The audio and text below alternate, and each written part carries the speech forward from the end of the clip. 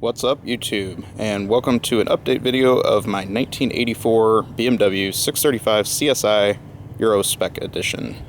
Haven't made a video on this car for about 5 years now, and one thing I noticed is this is one of the most popular videos on my channel, and I've had quite a few comments come in over the years that people are looking for an update, so I figured take a little break from the video game content that I typically make and focus a little bit on my car today. So this is one of the first nice warm days of spring, or almost spring I should say, that felt like getting the car out a little bit, doing some driving, and thought I would go ahead and make an update while it's nice and clean. A few things have changed on the car since I last made the video about 5 years ago, and primarily that has to do with the wheels and brakes, so I'll give you some updates on those as we do a little walk around here today. So I'm going to go ahead and get started. The sun angle has been kind of nasty for the last 30 minutes or so, trying to find a spot here where it's not going to totally compromise the video, so we'll see how we do. It's also a little windy here today in St. Louis, so hopefully the wind's not picking up too much on the camera, and try to find a quiet spot here to get a little bit of filming done. So let's see how we do. We'll go ahead and start out with a little bit of a walk around. Not a whole lot has been done overall with cosmetics, other than, like I said, the updates there, but definitely still appreciating this car.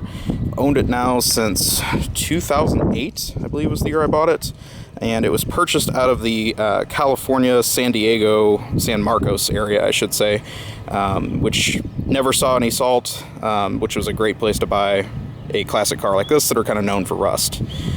So here, kind of take a look at the other side as we walk around, and then I'll go into some more detail as we get into it. This car, if you haven't seen the last video, is kind of a unique color. It's Lapis Blue, which was not actually offered on the United States spec cars. This was only offered on Euro cars, so it makes it a little bit unique. Also has the factory silver striping, which was an option on these, as well as the rear spoiler, which was also an option on these cars. Most of the car I've kept reasonably stock, like I said, with some updates to the wheels that most people do to their sixes, and also added custom stainless exhaust from Ireland Engineering several years ago. I think that was on it when you guys saw it in the last video. So I'm going to go ahead and focus on really what's changed the most, probably since you guys have seen this car. And I have changed the wheels on it. These are 17-inch wheels. Formerly I had 16-inch wheels. And these are also from an E39 5 Series. So similar era as the last wheels I had on the car. But these are a little bit bigger, and they are also staggered in size. So definitely like the larger style, and I think these are kind of unique. A lot of people go with a multi-spoke wheel for their sixes. I kind of like the 5 stars. One thing that's just a little side benefit is they're much easier to clean. I used to have a multi-spoke wheel on here and just would spend hours cleaning those stupid wheels. So this gives you a little bit less time of cleaning, more time of actually enjoying the car.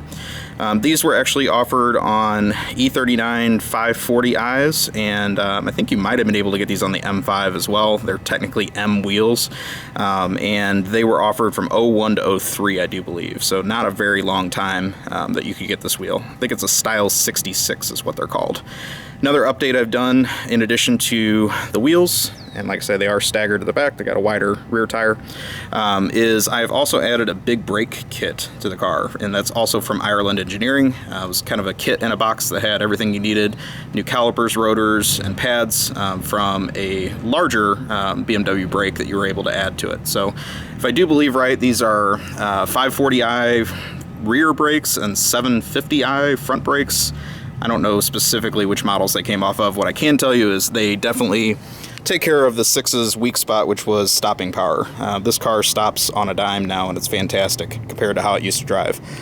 The other thing I've done to improve the stopping power is I've added a master cylinder and power brake booster upgrade. Those are both from a 750iL, which was kind of the heaviest car that BMW was selling at the time, so it's a good fit to get a little bit more beef to the stopping power, and also the pressure that you get out of the brakes.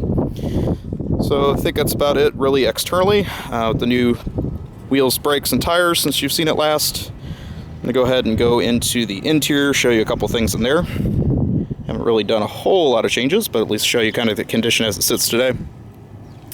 As I said before, the car is a Lapis Blue exterior, but it's also pretty unique in that it has a Pacific Blue interior. So it does have the factory comfort seats, as they're known. Go ahead and open this up. They're in really good condition, honestly, considering the age and mileage on the car.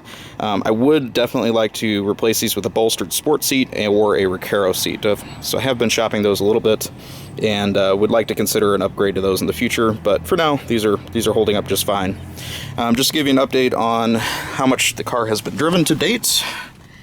We are at, as of today, 225,649 miles. And yes, the odometer works. They don't necessarily on a lot of these models. So this car's been extremely dependable for me. I definitely do a lot of the maintenance myself, which I think helps, not having to take it to a bunch of random shops that may or may not know how to work on an old BMW at this point.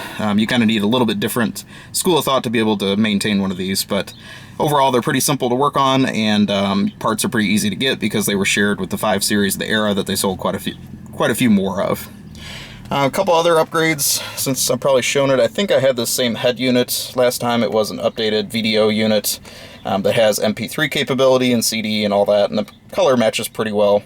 One thing I did add is one of the enthusiasts came up with their own USB port that actually fits into one of the factory plugs. And so they sold you a new plug plate with a USB adapter built into it. Definitely helpful for charging your phone as you're driving along, and doesn't look too incredibly out of place considering it fits into the factory spot.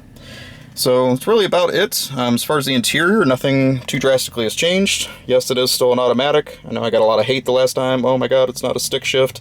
You know what? The automatic's just fine. It's a cruiser, and it does just great driving down the highway, and definitely enjoy driving it. So with that said, I think that's about all the real updates I needed to show today. If you have any questions, be happy to answer those in the comments. And thank you guys very much for watching. Please take a moment, like, comment, subscribe, let me know what you think, and I will talk to you soon. Have a great day or night, wherever you are.